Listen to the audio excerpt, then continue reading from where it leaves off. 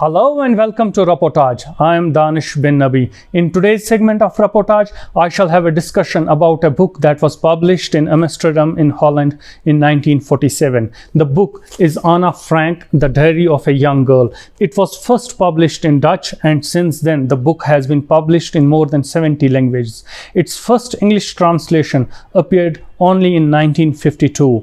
According to Time magazine, more than 30 million copies of the book have been sold so far. And to discuss about the book, I have with me a former editor of Deutsche Welle, which is a German public state-owned international broadcaster, Mr. Gowhar Geelani. Mr. Geelani has a vast experience and deep understanding of German society and Nazi literature. Mr. Geelani, welcome to Reportage.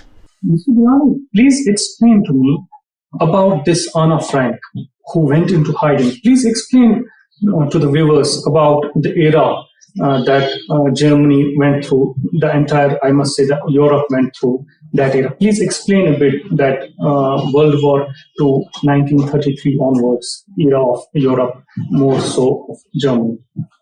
Before talking about the World War II, we will have to go back a little, Mr. Danish. And that is the World War I. What happened during World War I and what were the circumstances around which entire thing happened. So this World War I resulted in poverty. Millions of people lost their jobs. And it is around that time when the politics of Hitler came to the fore, when he started blaming around 500,000 Jews who were living in Germany, and Otto Frank's family, which is Anna's father, they were part of this Jewish community, which roughly formed 1% of the entire Jewish population in Germany. So he started manufacturing a narrative that for economic mess, these people are to be blamed, Jews are to be blamed. And then media and other things were used. This is the era between end of World War I and the start of World War II. Yes, this is when it happened. And it was around 1930, 31, 32, this period when actually Hitler started, winning public imagination and, becoming very popular with his rhetoric. And actually, when Hitler started blaming the Jews, so Jews thought that now perhaps it was not safe for them to live in Germany. So that is when this Otto Frank's family, which was like a very liberal Jewish family, who were not very religious, and they would occasionally go to the synagogue, and that's it. And then and he was very successful as a banker also. Then he started getting insecure, and this was the time around then they thought it is about time to migrate. And at that time, I think Anna Frank was born on 12th of June, 1929. And she had a older sister who was named as Margot. So Margot was 3 years older to Anna. She was born in 1926. So when the entire family, the Otto Frank's family, they went to neighboring Holland or the Netherlands, they had their base in Amsterdam, where actually Otto Frank had some friends who secured his job there. And then they went there, and it is around that time when Anna was admitted to a school, which was a Dutch, not Deutsch. Deutsch is German, and it was a Dutch school where she actually learned and picked up the Dutch. And that is exactly in the language that she wrote her book.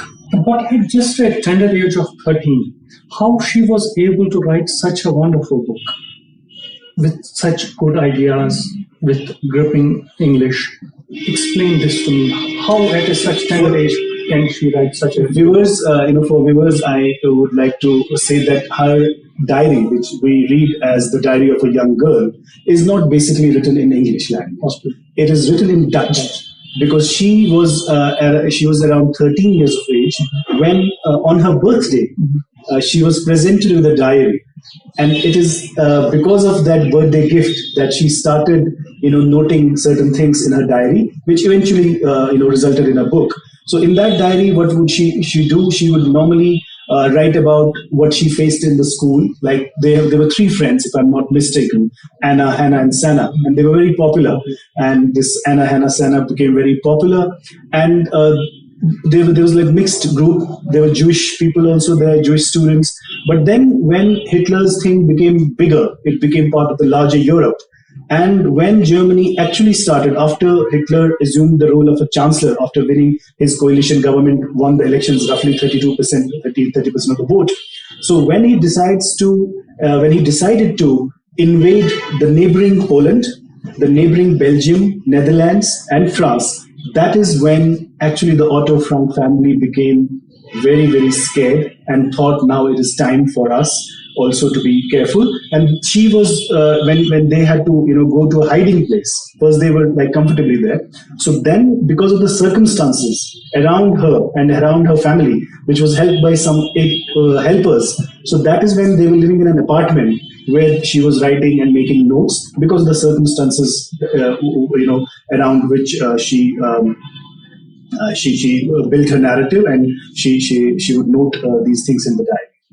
And it was in Dutch, and later on it was published or translated in English. Many languages, not only in English, but it sold millions of copies. It sold millions of copies. And explain this to me. After they went into hiding, they started to learn German, they start languages, they start to learn French, they start to learn English. And then also they translated various German plays into English and other languages. How was it possible for this Frank family, given the circumstances they were living in, how was it possible for them to do such a literature, to do such a work on as far as the literature is concerned? See, where is the difference actually? Actually, my point is, where is the difference between our society and theirs? Let's not make those comparisons to start with. But what I would say is, like, there are some societies in the world whereby very nature of the circumstances they live in, especially the border states, or especially those who are under some kind of oppression. So there is a tendency in that community or that oppressed group to become better than others. Like, for example, I'll give you an example from Kashmir.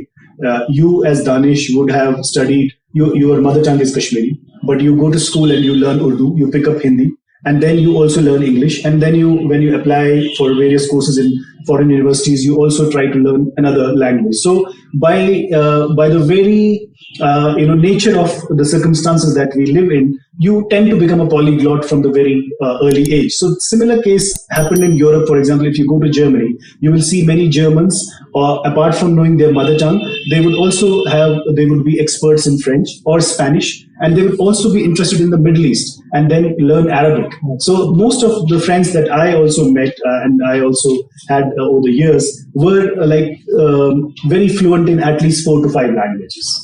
But this book, the diary she has written, it's mostly written about the day-to-day life of the Frank family. It's not about the politics. It's not about the Nazi occupation of Holland. Why she hasn't written about those things, particularly about politics? See, you have to see, when she was 4 and she left Germany and went to went to Amsterdam, and she was a child. I mean, how would you expect an 8-year-old or a 10-year-old or a 13-year-old to write about the larger politics that is happening? Mm-hmm. But what was happening with her, what was happening to her friends, mm-hmm. what was happening to her sister, and what was happening to her father, mm-hmm. this was very close to her. And this is like what children do. They tend to write about the circumstances that influence them or what is happening inside their family. Mm-hmm. So she, when the Kristallnacht happened, Kristallnacht was the night of, if you roughly translate it into English, the broken glass. Mm-hmm. So in Kristallnacht, what happened was that Germany's troops, the Nazis, started attacking roughly 7,500 shops mm-hmm. Owned by the Jews. Mm-hmm. And also they raided 177 synagogues. Mm-hmm. And then they also issued some decrees, mm-hmm. which were like anti-Jew decrees. For example, a Jew could only go to a barber salon which is owned by the Jew. Mm-hmm. They could only go for shopping at a certain point of time. Mm-hmm. And they couldn't move from evening 8 p.m. till 6 in the morning. Mm-hmm. So these were the circumstances which led to the migration of the Otto Frank family. Mm-hmm. Then once they were taken, once they were like discovered finally, and they were taken to the concentration camp. So these both two girls, Margot and Anna, they develop this typhoid, and they become ill, and they ultimately lose their life within some days of their. Both of them die in like a couple of days. And then the father and those helpers who used to help them while they were hiding, they go to the place and find this diary, and then this idea comes up to publish it. There is this one gripping line that I must talk about: is the paper has more patience than people. It's actually the story of hope, survival. Yes, Holocaust literature is all about survival. If you read Holocaust literature, it is there's one line that I remember is that one way to honor history is by remembering it. If you have read, I don't know, there's this Elie Wiesel's Night. It's a wonderful book which also won Nobel Peace Prize. So Elie Wiesel writes about the entire thing, what happened in Auschwitz, for example. So then there's a line, I'll quote that line because that I found it very beautiful, and I think the viewers would also. In the beginning, the author writes that, did I write it so as not to go mad? Or, on the contrary, to go mad in order to understand the nature of madness. Because what was happening was utter madness and chaos.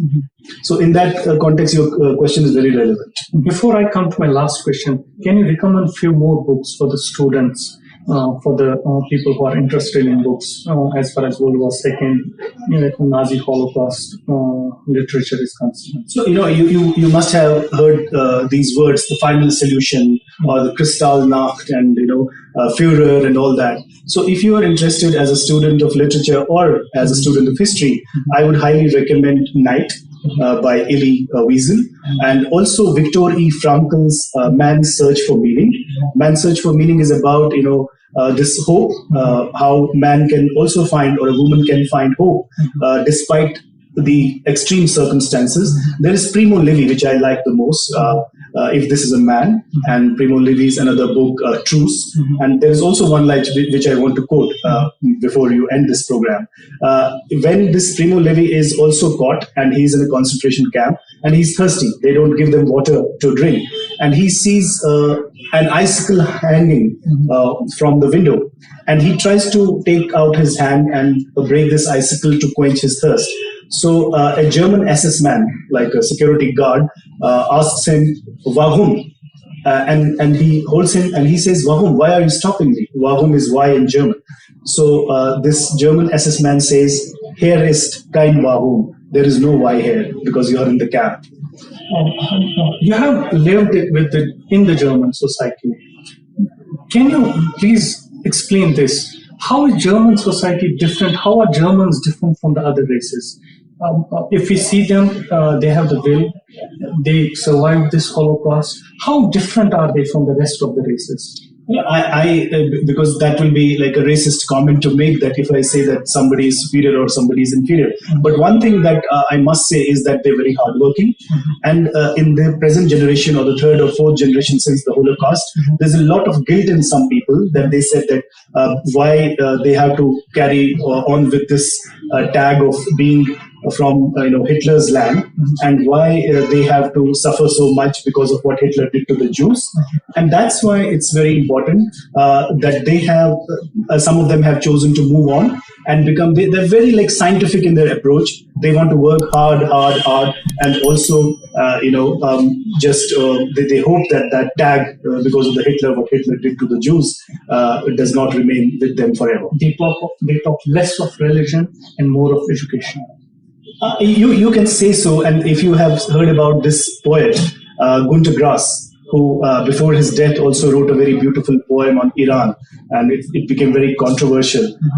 He said that what must be said is the English translation.